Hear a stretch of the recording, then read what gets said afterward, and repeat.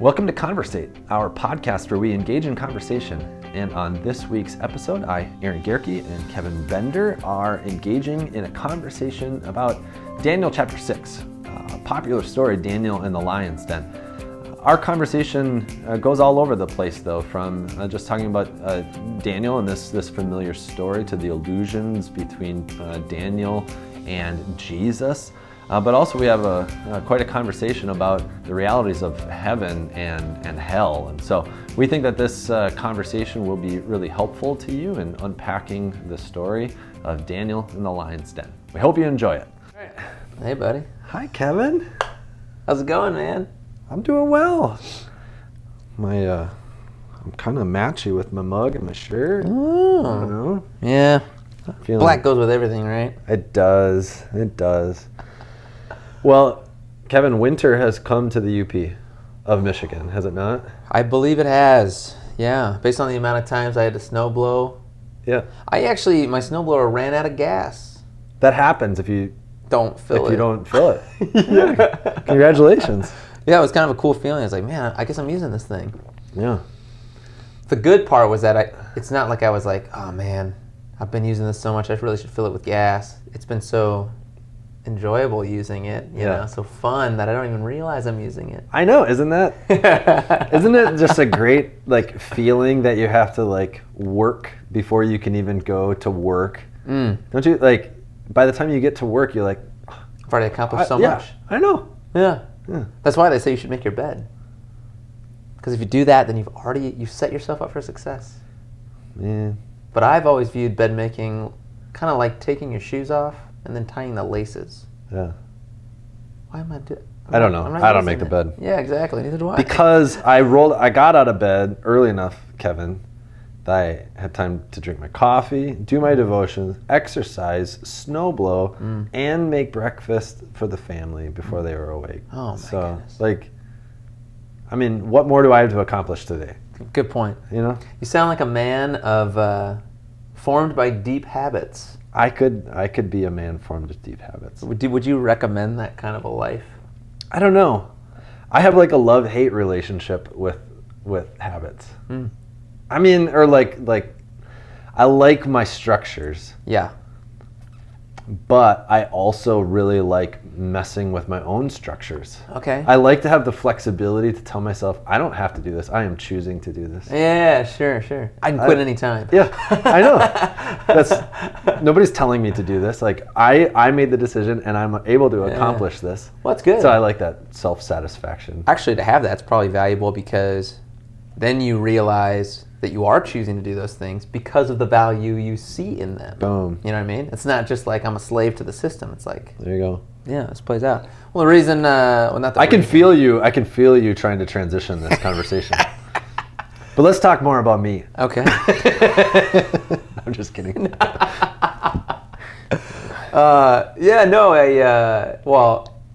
I felt like you set up the transition well, talking about your habit-formed life, because there was a line in our reading from this past Sunday. So this past Sunday, we're in Daniel 6. Yeah. Been moving through Daniel. You preached. Yep. You set us up very nicely for Daniel in the lion's den. Yeah. It's a very popular story that a lot of us have maybe heard. But in the text, just one line that stuck out to me in the video, and I don't know that this was, I wouldn't say this was necessarily a focal point of the sermon, but it says Daniel, I don't know if we need to reset up what's going on in chapter 6. Here's flash in the pan. Daniel's a good dude. He's working well. There's some people trying to take him down. They make a law where he can't pray. He prays anyway. There you go. But when he prays, It's not like he's doing this to terrorize the system. Right. It's not like he's like, they made a law against praying. Well, now I'm going to go out in the street and pray. Yeah. And prove a point to this country. Right. No, it just says, like he had always done, or like he had previously done. I got it right here. Which verse is that? Verse 10, it says, when Daniel knew that the document had been signed, he went to his house, where he had windows in the upper chamber, open towards Jerusalem. He got down on his knees 3 times a day and prayed and gave thanks before his God, as he had done previously. Just so simple. Yeah. So like no change of behavior here because of this document. Right. It was a habit. Right. Yeah, I love that, and I think that, Daniel even mirrors in that, like when Jesus talks about prayer, he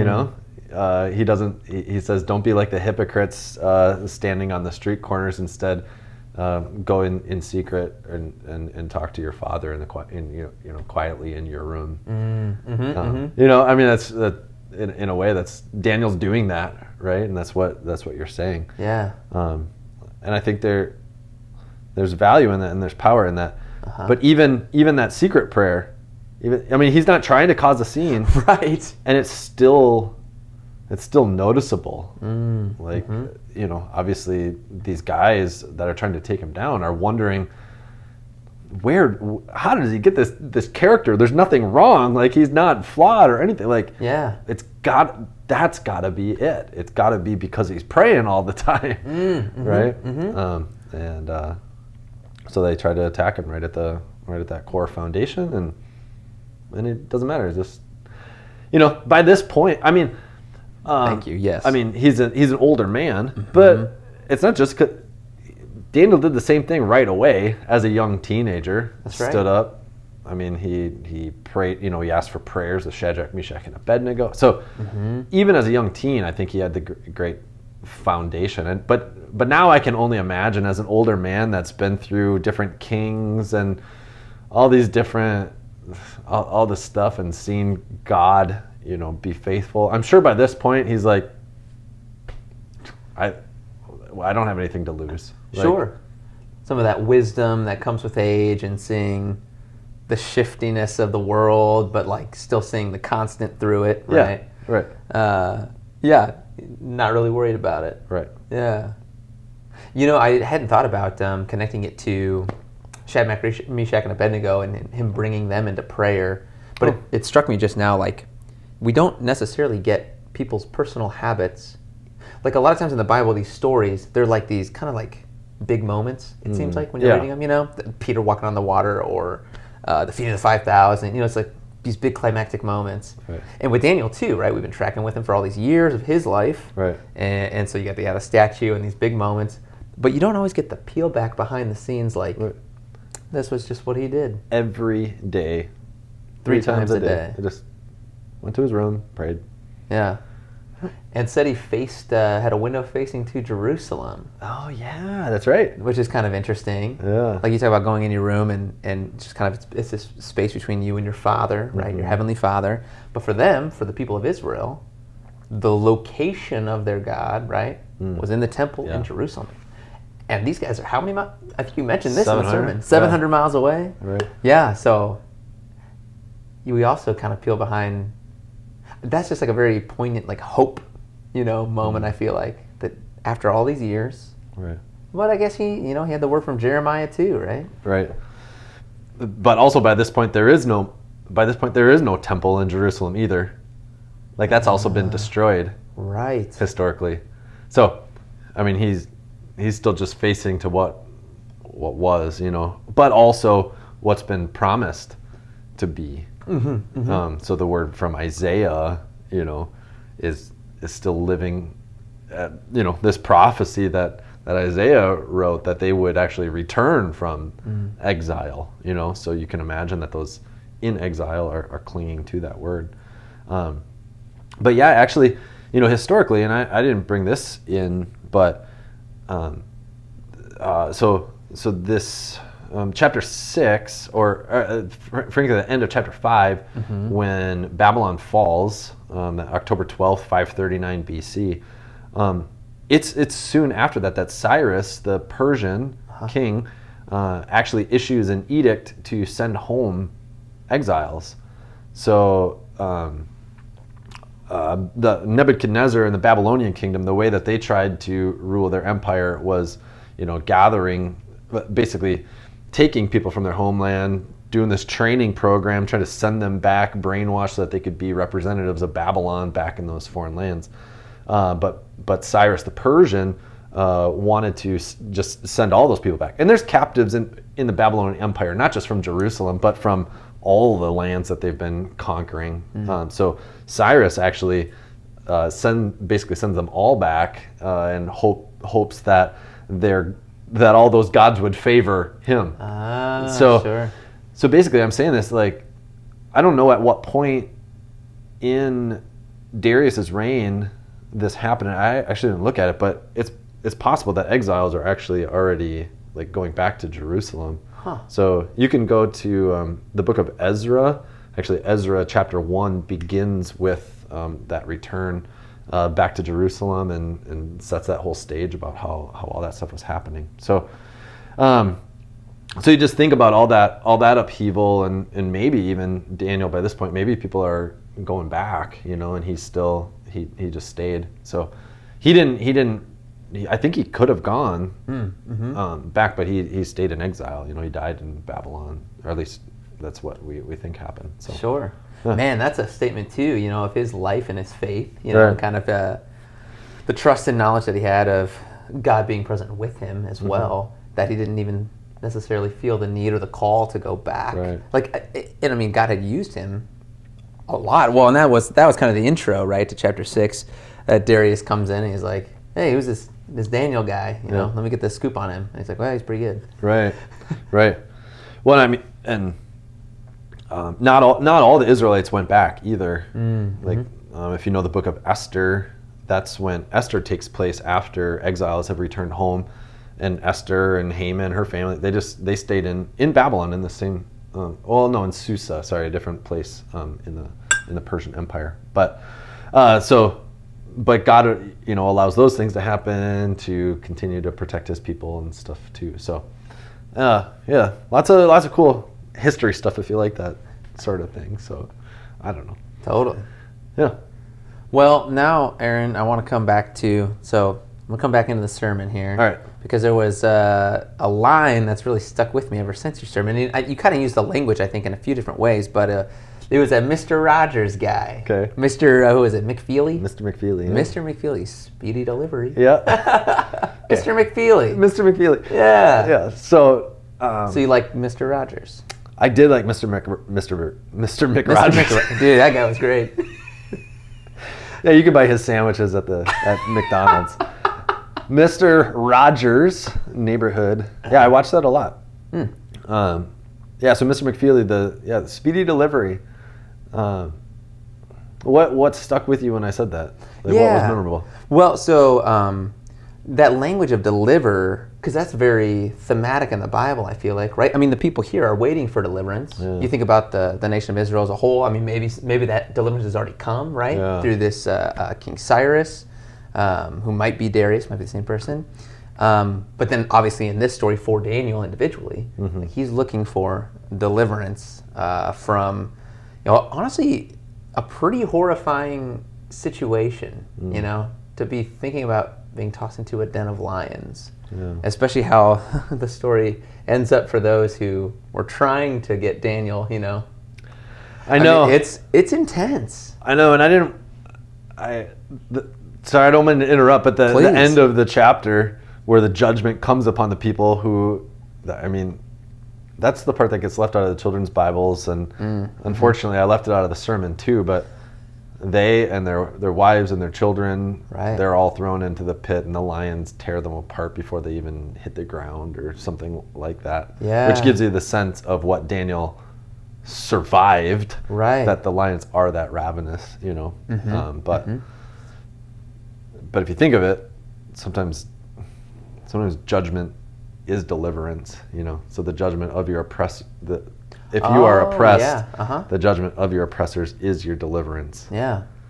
Which, is kind of hard to understand, like from a purely human level. Right. Well, especially from I would say, like, we're maybe a little ethnocentric, and what I mean is we are Americans. We've born and lived in this country. We haven't experienced oppression in our lives from tyrannical forces, right? Not to a severe degree. Right. And had we lived in a nation where our villages were being slaughtered and pillaged, and you're seeing loved ones ripped away from you, then I think we would resonate much more strongly with that idea of deliverance coming through judgment. Yeah. Judgment of the forces of evil at work, essentially. Yeah.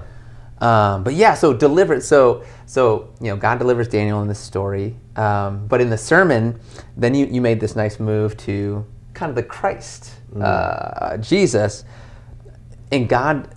Well, on the one hand, God delivering to you. God will deliver to you, and then God will deliver you too. Yeah. Which I like that as well. It's kind of like maybe almost two ways of thinking of the same thing, right? Yeah. Like, unpack that language for me a little bit. Yeah. So I think, so I use that phrase, God will deliver to you, and God will deliver you too. So I guess I was thinking of that almost like temporally and eternally, like today, God will deliver to me, right where I am, right stuck in my sin, right here. He delivers His goods to me, of forgiveness and life and peace and hope and joy. He just says, Aaron, here you go, right? This shows up at my door. I don't have to order it. Like I don't have to put my credit card information in. It just shows up. God just gives it. He delivers that. I guess it's up to us to open that gift and do something with it. Sure. But He delivers to us, and then eternally, He will deliver us too. So we will be delivered up out of this stuff into something better, into the new creation, to eternal life, rescued from sin, death, and the devil. I guess I didn't use that terminology, like one is now and maybe one is later, but yeah. Well, that's why I'm glad that you unpacked it here, because when I was thinking about it, I didn't make the larger, broader, the not yet, we might say, connection of deliverance on that eternal, everlasting kind of scale. I was thinking, He will deliver to you, and I'm thinking, well, He might deliver to me, a way to navigate some complication in a relationship, and He'll deliver you too, and it's like, and that'll be, that relationship will be good then. Oh, okay. But I didn't take it to that. Oh, okay. That broader. That's really cool to think that. It's sometimes we walk around with our faith, I think, reduced to only one or the other. Like sometimes we walk around thinking only, well, I just got to put up with this life, and then finally I'll be delivered, But no, God is on the move now. And that delivery language is cool. And too, thinking about Him, He is literally active, going around delivering, like you said, forgiveness, peace, hope to all sorts of people, right at the the times that they need it. Kind of that He has ordained. So He's on the move now. Yeah. But don't also forget that there's more than just now. Right. Our life is it is an eternal timeline, and that deliverance assured there too. And then you made the move to Christ. So what elements of this story? Because you especially highlight, I think, the tomb aspect and the stone kind of in front. Do you see other Christological, pointing to Christ moments in Daniel chapter 6 or in Daniel altogether? Yeah. I think we briefly talked about it even yesterday after church, but there's the accusers, the people stirring up the falsehoods, I call them Daniel's co-workers or whatever, but the people that are making the accusation or making the trap to be able to get Daniel executed, basically. Yeah. He was in a sense innocent, he didn't, he broke the law, but they set it up so that he would break the law, but before that he was basically blameless, I think it even says so. Sure. So those guys to Daniel would be the Pharisees, the Jews, the scribes, right, who were also kind of looking for a loophole, if you will. Like, hey, it's the Sabbath day, you shouldn't be healing. All the time. Yeah. So in that sense, Jesus also wasn't, blameless. Right. In the same way that Daniel wasn't blameless. There you go. Right? Jesus was like, dude, I don't care about this. This law. Yeah. Well, this whole Sabbath is not for Sabbath. Man is not made for the Sabbath, but Sabbath for the man. Like, don't bend over backwards trying to keep a rule. Right. If by doing that, people rule, are dying. right. Right. Okay, so you got people trying to take Daniel down. Yep. I mean, yeah, I think there's that. I mean, I made a connection on a couple of levels, so I don't know what else is missing. I gotta kind of lay it all out of what I did say. But I mean, there's the, Daniel. There's the lions in Daniel's life, like, I mean, literal lions that don't scratch him or bite him. And I kind of said that connection that there are lions in Jesus' life, all those that are beating him and scratching him and scourging him. Yeah, all this. That was a great line. I like that. That language. I forget all the language that I used, but scraped. They scratched him, scourged him, and saw to his execution. They beat him, bruised him, and belittled him. That's it. Yeah. There you go. Yeah, you like alliteration. I do. So do I. We must have had the same preaching teacher or something. So then they put him in they put Daniel in a den of certain death, they called it, in Jesus. But they sealed Daniel's up with a stone. It seemed like death was inevitable. Jesus, he was dead. They put the stone there so that he couldn't escape, or so that nobody could come and steal away his body. They wanted to see to it that he actually was dead. Obviously, they roll the stone away. The king comes to check on Daniel. Jesus' stone is rolled away. The women go to check on him. They both exit alive, but Daniel never died. He just was protected. Jesus actually died, and therefore defeated this certain death. And so it's his defeat of death that will be the thing that ultimately delivers us from death. Yeah. So all sorts of these connections. I think so. Left and right. And I mean, we have to say something after this because I don't want to end on like a super dark note, but like those connections to Christ had me thinking of like kind of the larger narrative of Scripture, like, those other people end up in the den, Yeah. And I think there is some spiritual reality there too, right? Yeah. Like, it's not just like, back in the day there was, these oppressors got judged and that meant Daniel's deliverance, but like there's a reality for those who aren't going to be delivered out of death. Yeah. And what is that reality? Like rough. Yeah. Not a pretty picture. Right. Well, I'm convinced that we don't like thinking about hell like that. Yeah, we don't like thinking about hell at all. Mm-hmm. But Jesus actually talks about hell a lot. And I think that we need to understand the reality of hell. We need to know what the alternative is to not believing in Jesus, and to know that actually is true. Right. And the only way out of that, the only deliverance out of that, is Jesus. Mm-hmm. I think that Jesus followers don't have a hard time understanding that for themselves. I think what we have a hard time understanding with is how the people in our lives that don't believe in Jesus could actually, be eternally separated from God. Like, how could God allow that to actually happen? Right. I think that's a hard reality for us, and I've kind of been on that journey with a lot of people, processing through that. And I think eventually you just have to get to the place of acknowledging that, frankly, the beauty of heaven is more beautiful when you actually know what the alternative is, and that there is an alternative.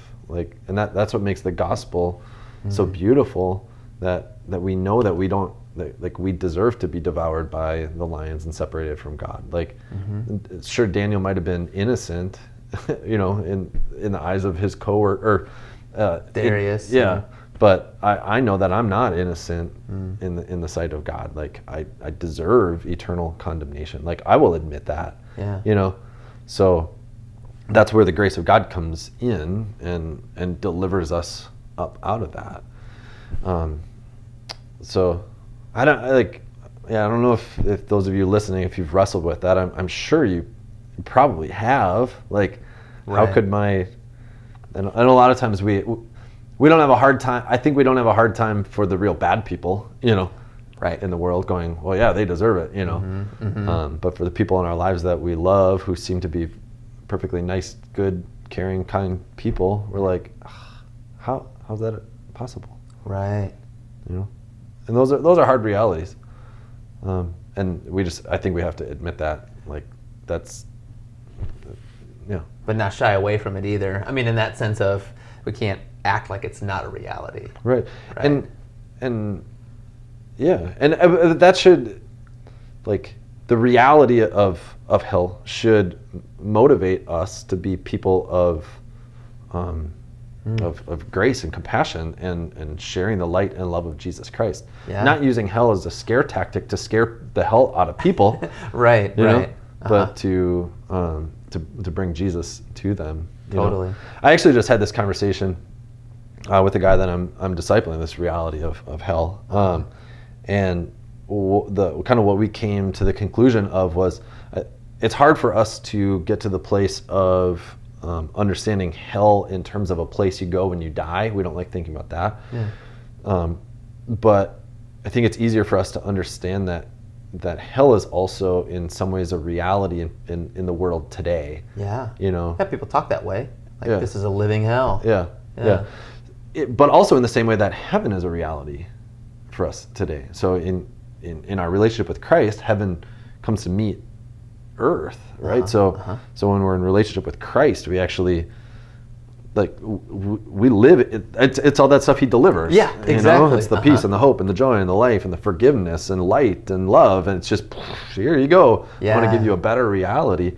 And apart from Christ, it is oftentimes a living hell. Mm-hmm. Even if it seems on the surface that things are going well, there's still a lot of confusion, and I think I want to believe, like, there is that, like, feeling of being lost, like there is not really any hope,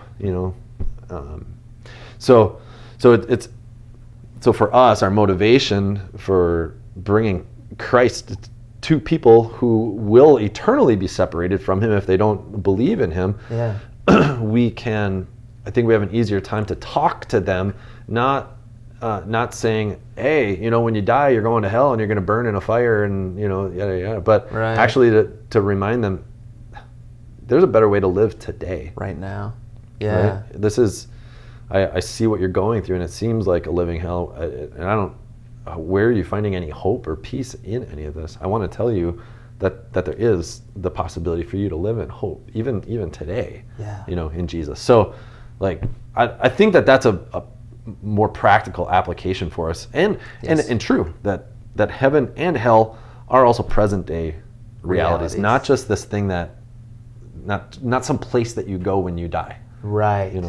Yeah, and I think Jesus even talks that way. Like in the Gospel of John, he'll say something to the effect of those who cross over from death to life. And he's not talking about the end of their life. He's talking about, like, now those who believe in me have crossed over already. Yeah. Or he'll say those who haven't believed in me stand condemned already. Like right now, present reality of, you're apart from me. Yeah, you don't have the hope, the peace. It's not, you're not receiving the delivery. Like it's right here. I'm ready to dole it out. Yeah. And it also makes sense. You just got boxes of Amazon just stacked outside your door. Your neighbors are getting concerned. They're like, man. They move? Like, you just shovel, instead of snow, you shovel Amazon boxes out of the way, like. Right. Or just blast over them. Yeah. That's what I do instead of snow blowing. But and it also makes sense too of that, just one more lion allusion, but was it Peter who says, the devil prowls around like a roaring lion, looking for someone to devour. Yeah. And that's not future, that's right now. So, like, he's looking for people that he can take down, that he can inflict with, brokenness in this life, and try and get them to think that there is no hope for restoration. He wants them to kind of harden the heart and just push through and whatever. But yeah, I mean, I think you're right. That's the easier hope probably for us to speak to is right now. My life's not perfect. And I'm not always walking around on the clouds, Yeah. but I have real hope Yeah. and real peace. Yeah. And the closer I walk with Jesus, the more often I walk with Jesus. If I'm praying to him 3 times a day, like Daniel, man, the more I see him doing stuff and actually repairing my relationships with people, just helping me make better decisions for my own life. So I'm not, I can create my own hell, Yeah. when you make bad decisions. So, So, well, speedy delivery. Yeah. Like today. Yeah. Yeah. Like, you have it today for you. Yep. So, Yep. yeah, man, thanks for that word. That was good. Yeah, you're welcome. Daniel and the lions, then. Who knew all that was in there? I know, yeah. I wasn't expecting for this conversation to go as far as it did, but I think that this suffices for today, for this Conversate podcast. Unless, Kevin, I think that we should end this by singing a song together. But to do that, we're going to have to do a little... One,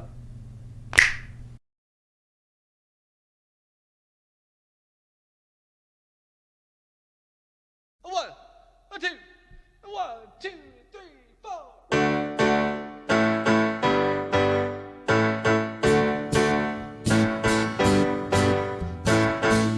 Oh, them lions, they can eat my body, but they can't swallow my soul. No, no, no.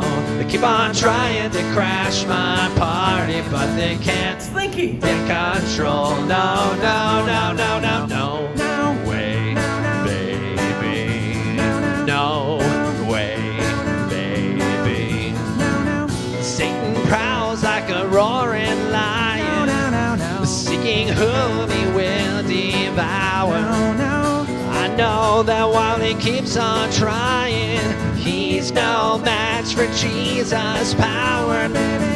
Oh, them lions, they can eat my body, but they can't swallow my soul. No, no, no. They keep on trying to crash my party, but they can't Slinky! get control. No, no, no, no, no, no way, baby.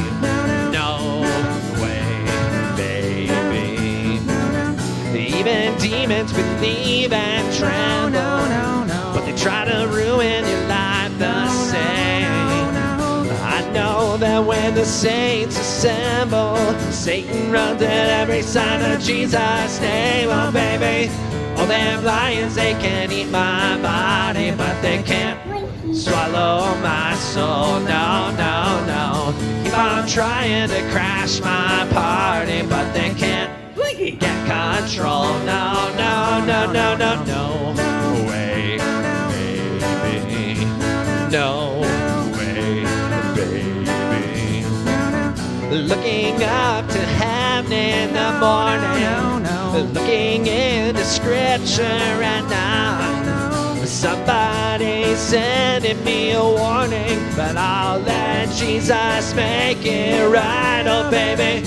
Oh, them lions, they can eat my body, but they can't slinky swallow my soul. No, no, no. They keep on trying to crash my party, but they can't slinky take control. No, no, no, no, no.